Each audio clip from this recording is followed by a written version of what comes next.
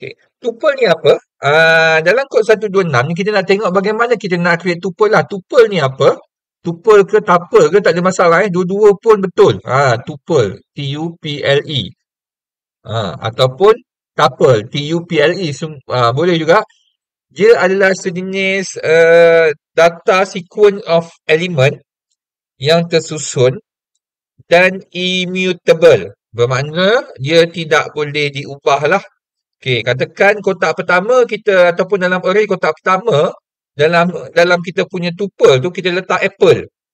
Maka sampai bila-bila kotak itu apple lah. Kotak kedua kita letak pizza. Maka sampai bila kotak kedua adalah pizza. Okey, dia dipanggil immutable. Okey? Meaning the elements cannot be modified or changed after the tuple has been created lah. Okey? Namun begitu, katakan kita satu buat tuple ni, tapi kita boleh reassign balik. Contohnya, kita letak apple, pizza, lagi yang ketiga adalah nasi ayam. Okey, jadinya tiba-tiba tak nak nasi ayam, nak nasi lemak. Pada asalnya memang kita tak boleh ubah lah kita punya tuple tersebut, immutable. Tapi apa yang boleh kita buat? Kita reassign balik lah. Jadinya kita buat lagi satu tuple baru, kita assignkan benda yang sama lah. Okey, bagaimana nak buat tuple ni? Bagaimana nak buat tuple? Katakan katakan kita buat kita sambung cerita hero kita yang melawan apa tu? Hari tu melawan siapa? Saya tak ingat lawan siapa. Sama. Lawan Goblin. Okey, hero kita Goblin Slayer lah kan? Contohnya. Maka kita nak adakan inventory untuk je lah. Inventory. Okey. Maka dalam inventory tersebut, katakan mula-mula tak ada apa Mula-mula tak ada apa, kosong. Okey, untuk buat tuple kita gunakan bracket ataupun parenthesis yang ini kita letak bracket macam tu saja, bracket yang melengkung. Okey, once kita run dia, maka kita telah wujudkan satu tuple yang kosong lah. Satu tuple yang kosong. Kita boleh test lah. Kita boleh test. Okey. Macam mana nak test? Paling senang kita print je lah kan. Print inventory. Okey. Dan dia akan tunjuklah tuple tu kosong, ada kotaknya aja, ada bekasnya aja. Maka dia isinya kosong. Okey, ada kaedah lain, mungkin kita nak gunakan kaedah yang advance sikit, kita gunakan if not inventory. Okey. If not inventory, apakah maksud if not inventory? Dia akan tengok, adakah tuple itu kosong? Okay, if not. Sekiranya, adakah inventory itu kosong? If not inventory, maknanya dia akan check, adakah inventory itu kosong? Kita tak boleh lah if inventory equal tu apa kan? Dia bukan macam tu, dia just nak tengok, ada isi tak dalam inventory? Okay, if not, kita gunakan if not inventory, maka kita akan print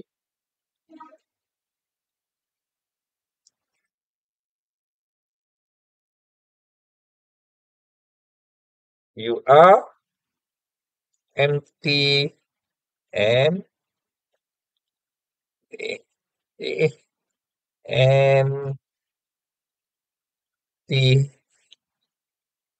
handed. Okay, jadi bila kita run, dia beritahulah selain daripada kita tunjuk tuple tu kosong, kita boleh cakap macam ni, you are tak ada apa-apa lah. Kalau kita adventurer, dia level yang mula-mula lah. Bila dia daftar, dia empty handed. Dia kena beli semua benda lah. Semua alatan yang diperlukan. Okay, next kita nak isi buat tuple. Okay. Tadi tuple ni, okay, kita dah buat tuple tu. Kita assign dia kosong. Supposedly kita tak boleh ubah apa-apa lah. Jadi kita ada satu kotak yang besar dan kita labelkannya sebagai inventory. Dan dalam kotak tersebut kosong. Okay, kali ni kita nak buat satu tuple yang ada isi.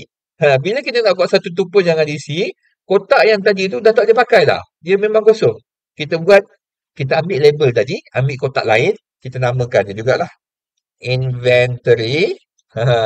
Dia tidaklah benda yang sama, dia benda yang lain, tapi kita ambil label inventory tersebut, kita buat tuple baru lah. Okey, tuple baru tersebut, apa kita nak isi? Kita nak isi, contohnya, SWOT. SWOT, betul SWOT. Lepas tu, kita nak letak armor. Okey, yang ketiga, kita nak letak shield. Yang keempat, kita nak letak potion. Dia adalah string. Okey. Dan dalam tuple ni tak sepertinya string yang macam kita buat ni. Kita boleh letak benda-benda lain lah. Nombor, boolean dan sebagainya. Ataupun contoh biasa digunakan untuk tuple ni, kita akan fix benda yang fix ataupun benda yang constant. Kalau kita tengok sebelum ni, kita buat vowel dengan huruf besar. Jadi kalau dalam bentuk tuple ni, dalam bentuk array ni, kita gunakan tuple. Contohnya kita nak set dia punya GPS. Ataupun dia punya coding untuk color tertentu. Maka orang lain tak boleh ubah kita punya tuple tersebut. Okey, kita dah tulis, kita ada inventory, armor, kita ada inventory. Dalam inventory kita ada SWOT, armor, shield dengan potion. Okey, katakan ada banyak lagi Kalau awak nak buat banyak, tak muat ni, boleh muat. Tapi awak tak nak slide ke kanan, kita boleh turunkan dia ke bawah lah. Ini pun tidak menjadi masalah, tidak salah Dan kalau kita run pun, okey, dia tidak ada error di situ. Boleh, kita boleh turunkan dia ke bawah. Supaya boleh nampak lah. Mungkin dah panjang sangat, awak tak nampak sana, lepas tu nak pergi slide sana, agak buang masa, boleh turunkan ke bawah.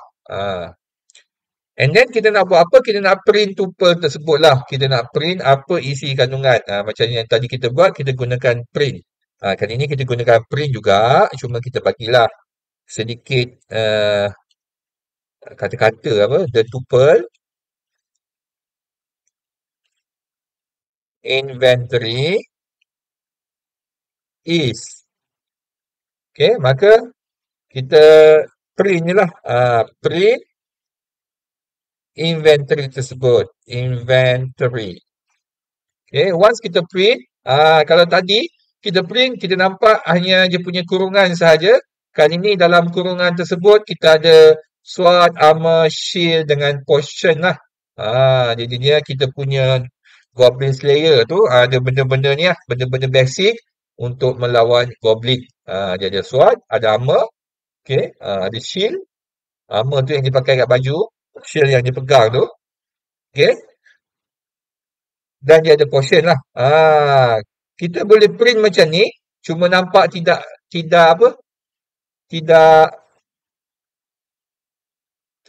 cantik sangat lah. Okay, kita nak print je macam kita print dalam bentuk, kalau kita print tu nampak cantik sedikit tak lah, cantik mana pun. Kita gunakan print.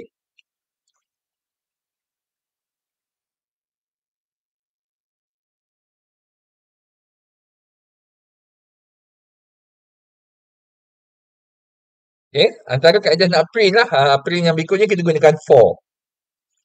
For item in inventory.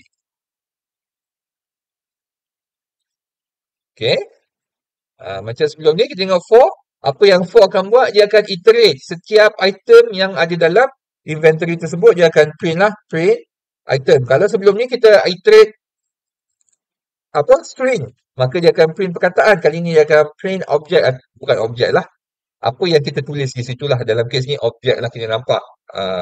Kita nampak dia print macam ni. Nampak dia comel sedikit lah. Berbanding macam ni, kadang tengok ini ada error ke apa. Padahal memang dia nak print macam ni.